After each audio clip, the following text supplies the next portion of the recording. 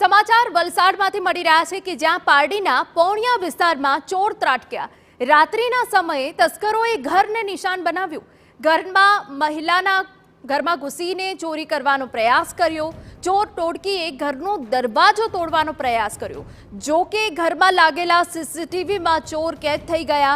ચોરનો આતંક વધતા આસપાસમાં હવે લોકો ભયભીત બન્યા છે। સંવાદદાતા અક્ષય કદમ વધુ વિગત આપી રહ્યા છે। અક્ષય, પૂરી વિગત।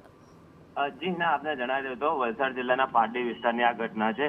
પારડી વિસ્તારના પૌણિયા વિસ્તારમાં રાત્રિના સમયે ચોર ત્રાટક્યા હતા અને ઘરમાં રહેતી એકલી મહિલા રહેતી હતી તેનો ઘરનો દરવાજો તોડવાનો પ્રયાસ કર્યો હતો, પરંતુ ઘરમાં લાગેલા સીસીટીવી કેમેરા જે છે તે તેનો ઘરનો પોતરો નડિયાદ ખાતે અભ્યાસ કરે છે, જેને ફોનમાં લાઈવ સમગ્ર વિડીયો જોયા હતા અને 100 નંબર ઉપર ડાયલ કરીને પોલીસને જાણ કરી હતી। જોકે અને સાથે સાથે આજુબાજુના રહીશોને પણ જાણ કરી હતી। જોકે આજુબાજુના રહીશો ઉઠી જતા અને ભાગદોડ મચતા તમામ ચોરટાઓ છે તે વિલા મોડે પરત ફર્યા હતા।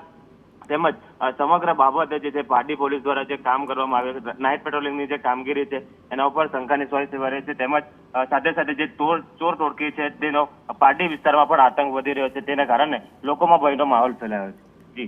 બિલકુલ, તો જે રીતે પારડી પોલીસ દ્વારા પણ હવે ગુનો દાખલ કરીને વધુ તપાસ હાથ ધરવામાં આવી છે।